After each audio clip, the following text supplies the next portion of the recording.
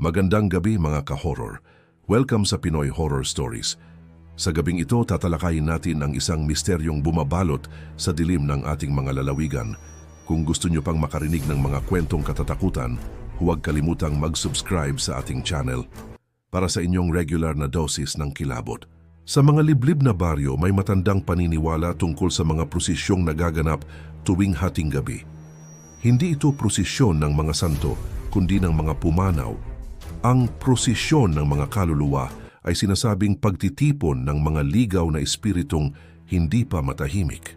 Sila ay naglalakad sa kadiliman, naghahanap ng panibagong kasama. Ang mga matatanda ay nagbabala. Kapag narinig mo ang kanilang yabag, huwag kang titingin. Dahil kapag nagtama ang inyong mga mata, maaaring hindi ka na makabalik.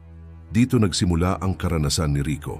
Isang gabi, matapos ang mahabang overtime sa trabaho, napilitan siyang dumaan sa isang madilim na eskinita pauwi. Tiningnan niya ang kanyang relo. Eksaktong 12:00 ng hating gabi.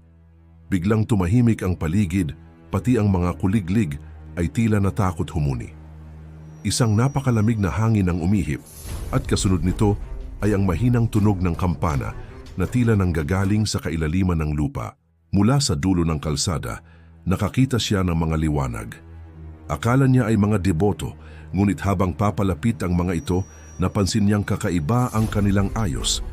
Ito ang prosesyon ng mga kaluluwa. Ang mga anyo ay nakasuot ng lumang puting kapa at ang kanilang mga kandila ay naglalabas ng itim na usok.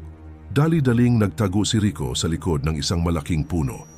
Nanginginig ang kanyang buong katawan habang pinagmamasdan ang mga nilalang na tila lumulutang sa hangin. Ang mga paa nila ay hindi sumasayad sa lupa. Wala silang mga mukha, puro kadiliman lamang ang makikita sa ilalim ng kanilang mga talukbong. Biglang huminto ang isa sa mga kaluluwa. Dahan-dahan itong lumingon sa kinaroroonan ni Rico at itinaas ang kanyang tuyot na kamay upang ituro siya. Sa sandaling iyon, naramdaman ni Rico ang matinding pagkahilo. Ang hangin sa kanyang paligid ay tila nawala at ang lamig ay pumasok hanggang sa kanyang mga buto. Gamit ang natitirang lakas, mabilis na tumakbo si Rico. Hindi siya lumingon hanggang sa marating niya ang pinto ng kanilang bahay, ngunit ramdam niya ang pagsunod nila. Nakaligtas man siya sa gabing iyon, hindi na muling naging pareho ang buhay ni Rico. Tuwing sasapit ang hating gabi, naririnig pa rin niya ang kampanang iyon. Isang paalala para sa inyong lahat, huwag basta-basta maglalakad sa dilim ng mag-isa. Baka ang susunod na prosesyong makita mo ay para na sa iyo. Salamat sa pakikinig, mga ka-horror. Huwag kalimutang i-like ang video na ito at mag-subscribe para sa iba pang kwento ng katatakutan dito sa ating channel. Mayroon ba kayong sariling karanasan o kwentong katatakutan? I-message lang kami sa aming page at baka ang inyong kwento na ang susunod nating ibahagi.